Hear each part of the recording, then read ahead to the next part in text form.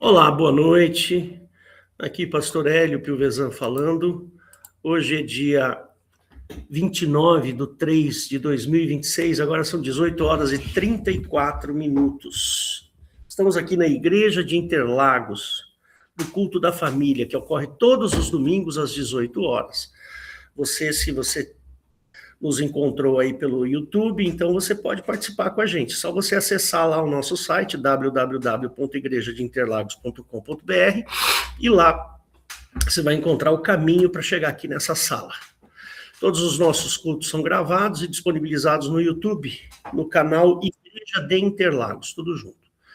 Tem centenas e centenas de vídeos, de pregações, de estudos bíblicos nossos lá. Pode ficar à vontade para assistir, para baixar, para compartilhar, tá bom? As perguntas podem falar diretamente comigo no meu WhatsApp, que está lá na página também, tá bom? Queria pedir para que você comente, curta e compartilhe e diga de que lugar que você está nos assistindo. Aí o algoritmo do YouTube vai dar relevância para a gente, tá bom? E vamos à nossa mensagem de hoje, ok? Então vamos lá, quero fazer uma pequena oração com você antes da gente começar. Fecha seus olhos.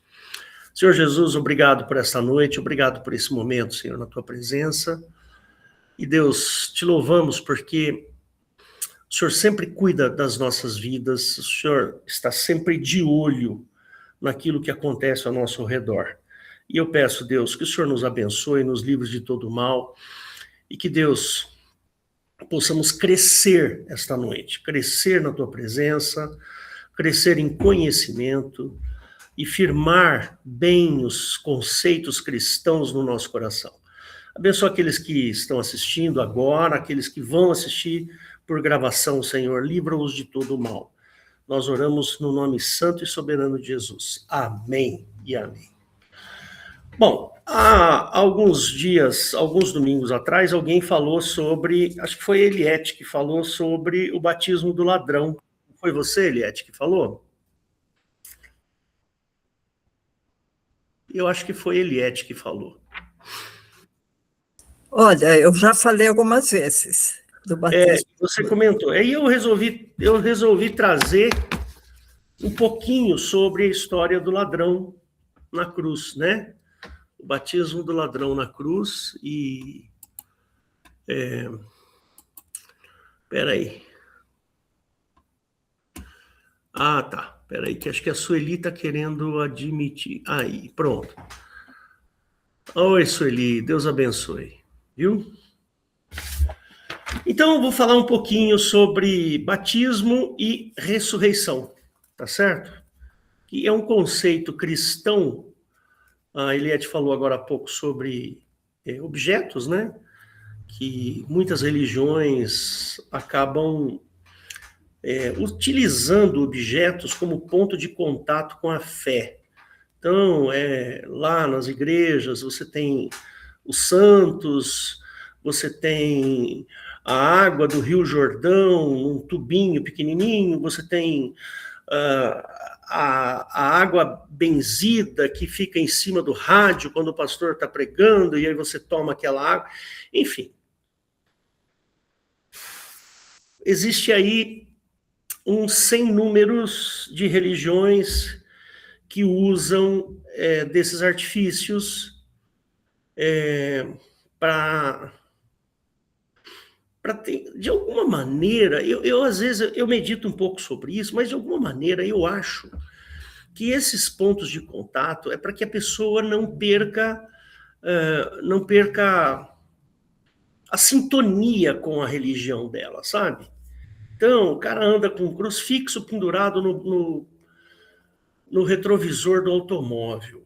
Então, aquele crucifixo fica ali balançando o tempo inteiro e o cara não vai se esquecer, perder o contato com a religião dele. Percebe? Esses objetos, irmãos, que a gente tanto vê por aí, o sujeito vai lá, compra um altar, né? Põe lá um incenso, põe uma cordinha, põe um salzinho, sei lá o quê, eu não entendo muito dessas coisas, mas acaba colocando alguns objetos para que ele não perca o contato com a religião dele. E isso é muito comum. Isso está muito enraizado nas igrejas. Isso está muito enraizado. E isso, irmãos, é um problema, porque você desvia a atenção daquele que é o mais importante, que é o nosso Senhor Jesus Cristo. Eu não preciso de um paninho escrito Jesus Cristo para eu me lembrar dele. Não, eu lembro dele todo o tempo, todo instante, porque ele salvou a minha vida. Ele que me tirou de um poço de lama, ele que me deu visibilidade, ele me olha, eu sou visível a Jesus, percebe? Então, eu não preciso de ponto de contato com a fé, né? Eu não preciso ficar com a Bíblia, que nem Eliette falou assim, tem que ter a Bíblia. Não, você pode ter a Bíblia no seu celular, isso não impede de você fazer culto a Deus, né? Aqui em casa, a gente tem um monte de Bíblia aqui. O Daniel colecionava a Bíblia, meu filho Daniel, né? Então, tá aqui a minha, tá sempre aqui. Mas não é isso aqui físico, não é este livro físico que vai fazer eu me lembrar de Jesus Cristo. Percebe? Não é isso que faz me lembrar. Eu gosto da Bíblia porque eu acho um livro bonito pra caramba. Dá uma olhada, ó. É um livrão muito lindo, muito bonito, grosso, tal. E eu sempre fui uma pessoa ligada à leitura, ligado ao estudo, sempre fui um sujeito muito estudioso, sempre gostei de estudar, ler, etc, etc. Mas não é fisicamente que é isso aqui que vai me trazer contato com o Senhor Jesus, de jeito nenhum. Eu não preciso. Não preciso. Para fazer contato com Jesus, eu não preciso da Bíblia. Eu não preciso de nenhum objeto. Eu amo a Bíblia porque ali tem a palavra de Deus. Ali está a história do povo de Israel. Ali tem a história de Jesus. Ali nas Escrituras, contém aquilo que Jesus fez para minha salvação. É por isso que ela é importante para mim. A Bíblia só é importante para isso. Como livro, como papel, não.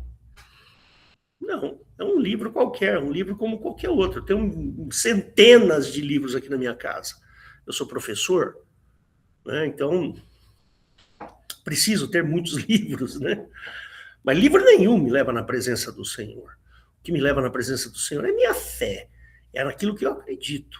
Eu conheci o Senhor Jesus, a história do Senhor Jesus, eu conheci por causa da Bíblia, né? Foi me contado. E eu posso ler a história de Jesus, a hora que eu abro aqui, eu leio e encontro a história de Jesus, os ensinamentos dos apóstolos e tudo mais, né? Então, eu quero falar para vocês a respeito daquilo que mais nos preocupa, que é a morte. A morte é aquilo que nos preocupa. Ninguém quer morrer. Ninguém quer morrer. Ninguém. A pessoa, quando se suicida, ela se suicida por uma desordem aqui.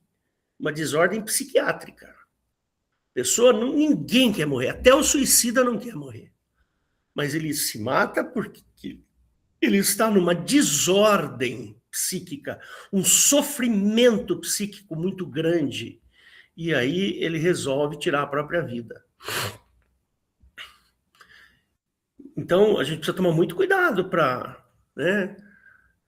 com essas coisas, né? A gente não pode julgar ninguém.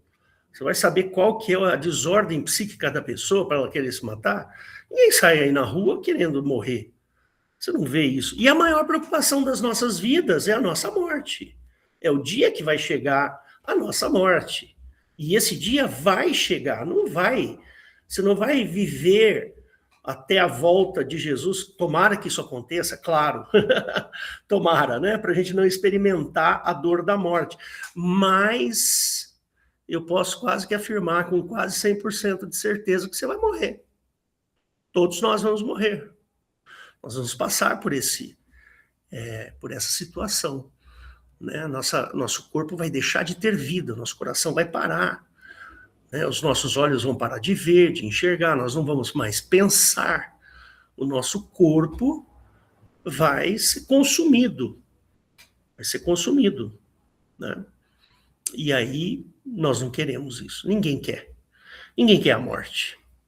Por isso que Jesus prometeu o quê? Vida eterna. É uma coisa tão simples, mas tão importante para a gente, né? O nosso maior temor é a morte. É isso que nós tememos. Nós tememos a morte, mas o Senhor Jesus nos promete a vida, e uma vida eterna, ou seja, uma vida que não passará por mortes. Percebe? Não há mais, né? É por isso que eu sempre falo, né? O Espiritismo é a religião da morte. Você nasce, vive e morre, depois nasce, vive e morre, nasce, vive e morre, nasce, vive e morre. Quantas vezes? É horrível, ninguém quer passar pela morte 2 vezes. Percebe? Ninguém. Nós não queremos isso. Nós queremos vida, e vida eterna, com abundância. Vida feliz, vida plena, vida cheia de alegria. Nós queremos isso. Viver alegres. Ou você gosta de viver emburrado o dia inteiro? Nervoso com todo mundo? Não, ninguém quer isso. Nós queremos viver bem, quero viver... Hoje, por exemplo, nós vamos almoçar fora aqui.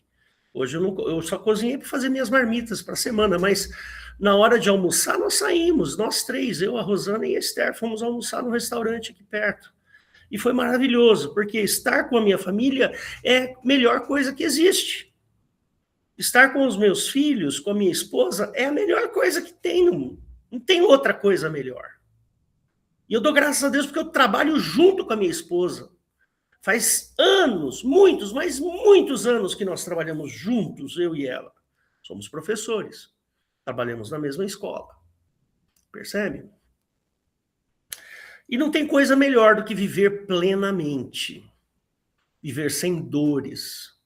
Viver sem necessidade de saúde, de tomar remédios, de ir para o hospital, sabe? Viver plenamente, viver com alegria. Essa é o nosso desejo. E o Senhor Jesus, ele entra na história exatamente para isso, para nos dar vida, e vida eterna. Está lá em João 2,25, eu amo esse versículo. Lá em João 2,25 está escrito lá, e a promessa que ele nos fez é esta: vida eterna. É só isso. Vida, não é morte. Então, nós precisamos começar a entender algumas coisas do cristianismo, e eu sempre bato nessa tecla, porque a impressão que eu tenho é que o pensamento, o raciocínio ocidental, ele foi contaminado por filosofias, né? Por filósofos gregos. Nós fomos contaminados. E aí isso molda o nosso raciocínio, o nosso pensamento, a nossa maneira de pensar em determinadas coisas. E hoje aqui nós vamos pensar sobre a morte. Exatamente isso. Agora, a morte é um fato da nossa vida. É um fato. Todos nós vamos passar por ela. Talvez alguns não, porque Jesus vai vir, vai arrebatar a igreja. Talvez alguns não passem por ela. Mas vai acontecer, né? E a gente tem que estar preparado para isso. Para isso serve o cristianismo. O cristianismo, ele serve justamente para que nós possamos garantir a nossa vida eterna. Nós possamos viver eternamente ao lado do Senhor. É isso que nós queremos. Agora, no Velho Testamento, né, o Velho Testamento, ele estabeleceu um ambiente jurídico espiritual. Lá no Velho Testamento, o ambiente jurídico espiritual foi estabelecido lá por Jeová, esse Deus do Velho Testamento. Né? Foi estabelecido lá. Toda alma que pecar, esta morrerá. Toda alma que pecar, todo mundo que peca, morre.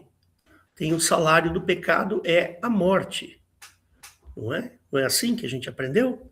Nós aprendemos assim. Então, esse ambiente lá do Velho Testamento, ele estabeleceu um fim jurídico, um fim jurisdicional espiritual. Né? Então, todo aquele que peca, morre. Merece a morte. E pecar no Velho Testamento era não cumprir as leis, as ordenanças e os mandamentos do Velho Testamento, que são mais ou menos 600, acho que 613 no total. Né? Não está lá, você não pode apertar a mão de uma mulher que eventualmente está menstruada, porque se você apertar a mão dela, você vai ficar imundo. Né? E tem lá diversos, abra lá no Velho Testamento e veja. Né? Eu gosto daquele texto, eu acho que é Deuteronômio, ele fala lá das implicações, lembra? Eu acho que é Deuteronômio 27. Só um minutinho. As maldições? É Deuteronômio 28. Deuteronômio 28, né? Então eu vou por aqui já, direto. 14. Né? Eu estava abrindo a minha Bíblia ali, por hábito, né? Eu vou abrir aqui para vocês, para a gente ver, né, as maldições lá. Espera aí. Deuteronômio 28. Tá aqui, ó. É a partir do... Tem as maldições. Não, só ler aqui algumas coisinhas aqui, ó. E será que se ouvires a voz do Senhor, aqui Senhor, a palavra Senhor toda em maiúsculo, quer dizer Jeová, né? A voz de Jeová, teu Deus, tendo cuidado de guardar todos os seus mandamentos que hoje te ordeno, o Jeová, teu Deus, te exaltará sobre todas as nações da terra. E lá no 15, ele fala, e será, porém, que se não deres ouvidos à voz de Jeová, teu Deus, para não cuidares de cumprir todos os seus mandamentos, os seus estatutos que hoje te ordeno, então virá sobre ti todas estas maldições e te alcançarão. Então, maldito serás tu na cidade, no campo, maldito o teu cesto, a tua amassadeira, maldito o teu ventre, e assim vai. Aí lá, aqui, ó, por exemplo, e o Senhor dará por chuva sobre a tua terra pó e poeira, dos céus descerá sobre ti até que pereças. O Senhor fará cair diante dos teus inimigos, por um caminho sairás contra eles, e por 7 caminhos fugirás de diante deles, e serás espalhados por todos os reinos da terra. E o teu cadáver servirá de comida a todas as aves dos céus e os animais da terra, e ninguém os espantará. E aí vai. Olha lá, o 21. O Senhor fará pegar em ti a pestilência, até que te consuma da terra e que passas a possuir. O Senhor ferirá com a tísica, e com febre, e com inflamação, e com calor ardente, e com a secura, e com crestamento, e com ferrugem te perseguirão até que pereças. Deus me livre. Esse é o Deus do Velho Testamento. É o Deus. Então, irmãos, a gente precisa agora entender algumas coisas importantes sobre o ser humano. E vamos nos desviar completamente dos filósofos gregos. Eu não entendo muito de filosofia, porque eu sou da área de exatas, né? Minha área é física. Mas vamos nos desviar desse povo lá do Velho Testamento, dos gregos, né? Em que se faz uma separação entre corpo, alma e espírito, né? Então, um daqueles filósofos gregos lá, alguém souber aí pode me falar, não tem problema nenhum. Eles fazem essa separação, corpo, alma e espírito. E aí pegou-se essa ideia de corpo, alma e espírito serem três coisas separáveis.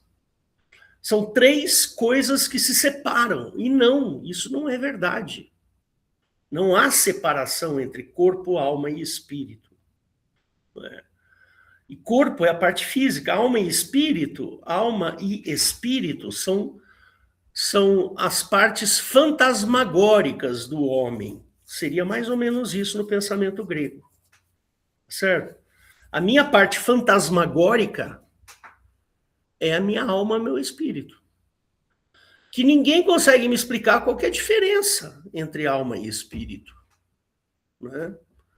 Eu sei que no espiritismo você tem lá 5, 6 tipos de espíritos, alguma coisa assim. Eu não sei direito como é que funciona, mas tem o hiperespírito, perespírito, enfim. Talvez alguém que saiba mais aí possa me ensinar. Mas uma coisa eu sei, corpo, alma e espírito são, na Bíblia, no cristianismo, corpo, alma e espírito são inseparáveis. Não existe a separação entre alma e espírito e o corpo. Eu já falei aqui diversas vezes sobre isso, então vou ensinar de novo para você. Né? O hélio é o hélio que você está vendo aqui, você está me enxergando, com tudo o que eu já vivi, com todas as minhas experiências, com a minha educação, aquilo que eu aprendi, tanto na minha família, quanto na minha casa, quanto na escola, quantas experiências que eu tive na vida. Todas essas experiências compõem uma pessoa, que se chama Hélio Piovesan Filho. Nome bonito, né? Pois é, italiano. Então, a composição do hélio, quem é o hélio? O hélio é um sujeito que tem uma aparência física, ele tem sentimentos, aqui nessa região que a gente costuma dizer, né, no peito, onde fica ali o coração e tal, e a gente tem raciocínio, pensamentos. Isso aí forma um sujeito chamado hélio. Então não dá para você separar os sentimentos do hélio do raciocínio do hélio. Isso não é possível. Eu só sou o hélio porque eu vivi as minhas experiências. Eu tive a minha educação. Eu tenho a minha profissão. Percebe? Ah, mas e aí, quando você morrer, Hélio, o que vai acontecer? Vou morrer. Vai morrer tudo junto. Tudo aquilo que eu experimentei durante a minha vida, tudo aquilo que eu raciocinei durante toda a minha vida, vai morrer. Morre tudo junto. Vai para a vala. Vai todo mundo. Aonde todo mundo vai. Então não tem essa separação. Uma separação fantasmagórica. Isso não existe. Percebe? Quando o Senhor Jesus ressuscitou, ele ressuscitou inteiro. Totalmente inteiro. Ele era corpo, alma e espírito. Ele era o corpo dele, os sentimentos dele e o raciocínio dele. Estava tudo junto ali. Naquela ressurreição, naquele momento de ressurreição, o Senhor Jesus estava vivo, completamente vivo, respirando. Sentiu fome, pediu comida. Depois você vai ler lá no finalzinho de Lucas, finalzinho de João, finalzinho de Mateus, dá uma lidinha lá que você vai ver. E mais, esta maneira ao qual o Senhor Jesus ressuscitou é a maneira ao qual nós vamos ressuscitar igualmente. Percebeu? É assim.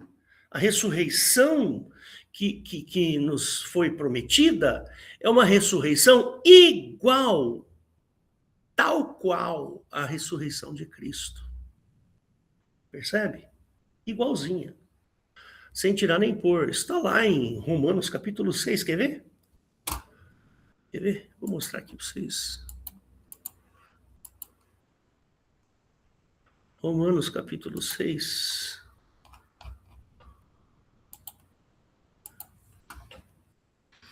Que diremos, pois, permaneceremos no pecado para que a graça abunde? De modo nenhum. Nós que estamos mortos para o pecado, como viveremos ainda nele? Ou não sabeis que todos quanto fomos batizados em Jesus Cristo, fomos batizados na sua morte? De sorte que fomos sepultados com ele pelo batismo na morte, para que Cristo, como Cristo foi ressuscitado dentre os mortos, pela glória do Pai, assim andemos nós também na novidade de vida. Porque se fomos plantados juntamente com ele na semelhança da sua morte, também seremos na sua ressurreição. Então você foi plantado na morte, você foi colocado lá na morte de Cristo. Tá vendo aí, ó? Então nós também seremos semelhantemente a Cristo ressuscitados. Percebeu? Agora, como Cristo ressuscitou? Como ele venceu a morte? Como pôde fazer isso? Eu costumo dizer que Jesus não tinha o bilhete para entrar no inferno, né? Porque o bilhete para entrar no inferno, gente, é o pecado. Ora, se Jesus morreu e não tinha o bilhete para ir para o inferno, ele teve que voltar. Percebe? Porque a morte é o inferno. A morte é a desgraça. A morte é tudo aquilo que nós repudiamos. Olha, porque se fomos plantados juntamente com ele na semelhança da sua morte, também o seremos na sua ressurreição, igualzinho a Cristo ressuscitou. É esse o nosso fim. Para aqueles que creem em Cristo, o nosso fim é exatamente assim. Igualzinho. Igualzinho, sem tirar nem pôr.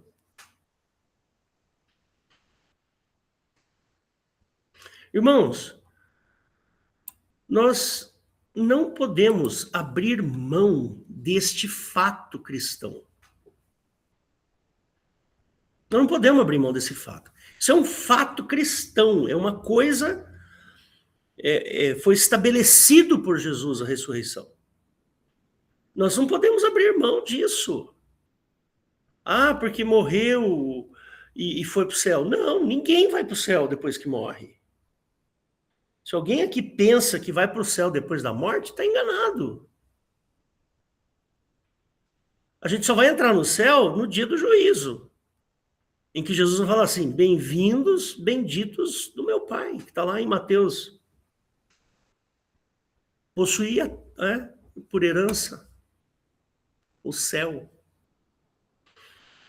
Até esse momento, nós estaremos dormindo, como diz Paulo. Nós ficaremos dormindo lá no cemitério. Vamos ficar dormindo, sem vida, sem pensar, sem sentir, sem nada, absolutamente morto. Aí o Senhor Jesus volta, ressuscita igual ele ressuscitou. Igualzinho. E aí nós vamos sair da cova. Totalmente diferente. Totalmente mudados. Mas será o Hélio que vai levantar da cova. Não é outra pessoa. É o Hélio. Que Hélio? É o Hélio com as experiências que eu tive, com os pensamentos que eu tive, com os sentimentos que eu tive. É o Hélio que vai voltar.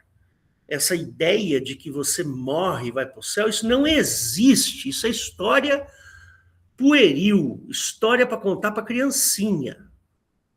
Não podemos tomar isso como verdade, de jeito nenhum. Nós vamos ressuscitar e vamos nos encontrar com o Senhor nos ares. Você vai sair, além de ressuscitar, você vai sair voando. Não estou falando besteira, não. Vou mostrar aqui para vocês. 1 Tessalonicenses. 1 Tessalonicenses, está aqui, ó, capítulo 4. Olha lá, ó, finalmente, irmãos, vos rogamos e exortamos no Senhor Jesus, que assim como recebeste de nós, de que maneira convém andar e agradar a Deus, assim andai, para que possais progredir. Não é aqui não, é aqui, ó, que eu quero ler. Não quero, porém, irmãos, que sejais ignorantes acerca dos que já dormem, os que morreram, os que estão dormindo lá no cemitério, dormindo, para que não vos entristeçais como os demais, que não têm esperança. Porque se cremos que Jesus morreu e ressuscitou, assim também aos que em Jesus dormem, Deus os tornará a trazer com ele. Está aqui, ó. Deus os tornará a trazer com ele. Como Deus vai fazer isso? É problema dele. Não é um problema da física, não é um problema da química, não é um problema da medicina, não, é um problema de Deus. Ele os tornará a trazer com ele. Dizemos-vos, pois, isto pela palavra do Senhor, que nós, os que ficarmos vivos para a vinda do Senhor, não precederemos os que dormem, porque o mesmo Senhor descerá dos céus com alarido, e com voz de arcanjo, e com a trombeta de Deus, e os que morreram em Cristo ressuscitarão primeiro. Está aqui, ressuscitarão. Está aqui, ó. Depois nós, que ficarmos vivos, seremos arrebatados juntamente com ele nas nuvens, a encontrar o Senhor nos ares, e assim estaremos sempre com o Senhor. Está aqui. Não sou eu que estou falando. Isso aqui é uma verdade cristã que nós não podemos abrir mão em hipótese alguma.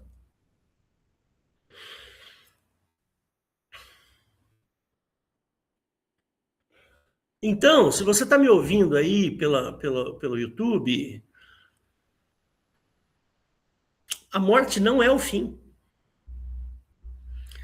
Para nós cristãos, a morte é o começo. É o começo, porque... Por que ele usa esse termo dormir, né? Ele fala em dormir. Por quê? Porque quando você dorme, passam-se 8 horas e você acorda e fala assim, poxa vida, parece que eu deitei agora há pouco, já estou acordando. E nisso passaram-se 8 horas de sono. Por isso que ele usa esse termo, dorme. Nós dormiremos aguardando o retorno do Senhor Jesus. Entendeu agora? É assim que funciona.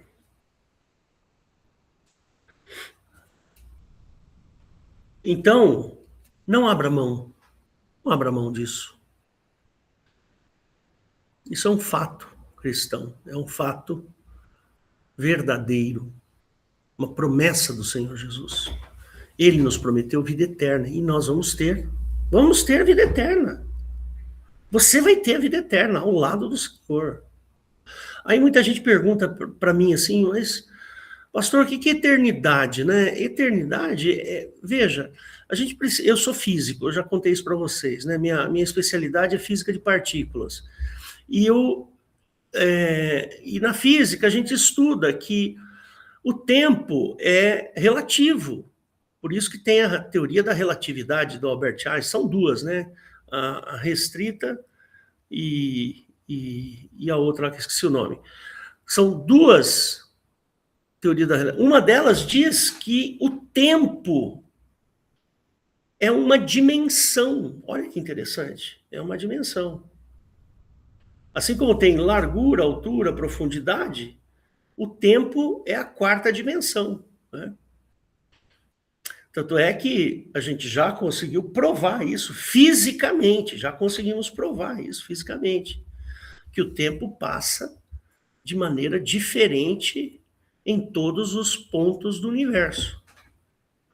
Então, para quem está aqui na Terra, o tempo está passando de uma maneira. Quem está orbitando a Terra, o tempo está passando um pouco mais devagar. Percebe? Aqui para a gente, o relógio está fazendo tic-tic-tac, tic-tac, tic-tac, tic-tac. Para quem está lá em cima, o relógio está fazendo assim, ó, tic-tac, tic-tac. Entendeu? Um dia aí eu explico a teoria da relatividade para vocês. Mas isso é mensurável.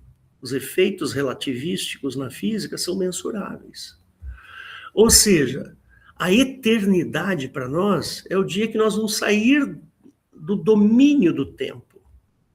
Eu sempre falo isso, né? O nosso maior inimigo é o tempo. O tempo é o nosso inimigo. Por quê? Porque a cada segundo que passa, eu estou ficando mais velho, mais perto da morte. Eu não quero ficar perto da morte. Cada segundo que passa, eu estou me aproximando do meu fim, da minha morte. Do momento em que o meu corpo vai ser destruído pela terra. Percebe? E a eternidade é difícil de pensar, raciocinar. A eternidade, onde Deus está, não tem tempo. Deus não está sob a ação do tempo. Percebe?